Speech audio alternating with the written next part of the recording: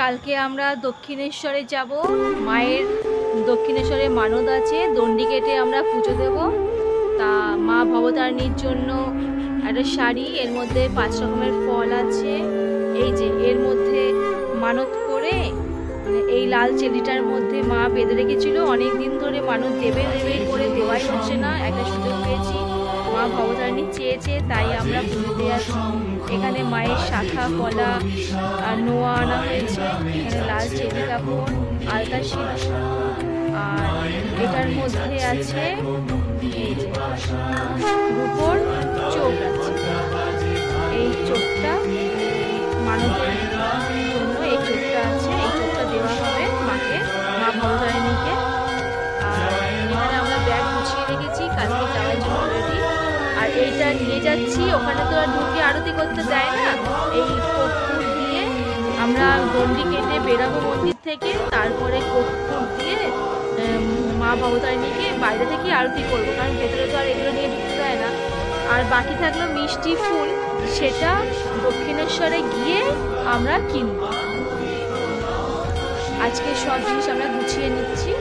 কালকে সকাল সকাল ভোরবেলাতে আমরা দক্ষিণেশ্বরের উদ্দেশ্যে বেরিয়ে যাব মা ভবতারিণীর।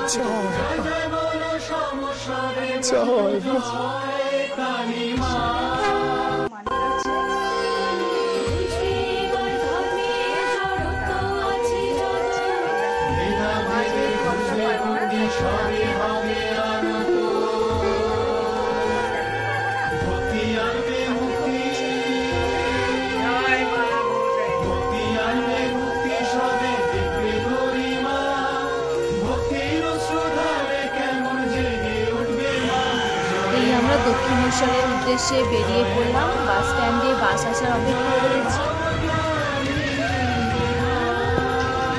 আমরা দক্ষিণেশ্বরে পৌঁছে গেছি খুব তাড়াতাড়ি, যেহেতু অনেক সকালে বেরিয়েছি তাই খুব তাড়াতাড়ি পৌঁছে গেছি। আর আমরা দক্ষিণেশ্বরে স্কাইওয়াক দিয়েই আমরা হেঁটে যাব। এই আমরা স্কাইওয়াক দিয়ে হেঁটে যাচ্ছি। ছনটি একটু দুষ্টুমি করলো, দাদু যেইভাবে এক্সিলেটার দিয়ে নামলো সেইভাবে একটু দেখিয়ে দিল। যেহেতু নিচ দিয়ে গেলে প্রচণ্ড রোদ আর ভিড়ও থাকতে পারে, তাই আমরা ফাঁকায় ফাঁকায় ছায়ায় আরাম করে বেশ গেলাম। 1 2 3 4 5 এই পঞ্চপাণ্ডব যাচ্ছে।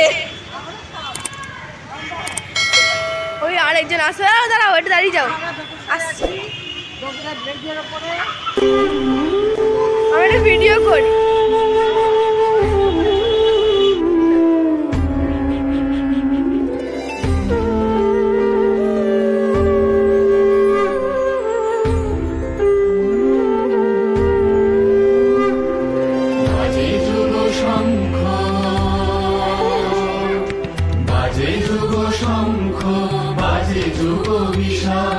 মায়ের নামে যাচ্ছে দেখো মন্দির পাশা, মায়ের নামে যাচ্ছে দেখো মন্দির পাশা।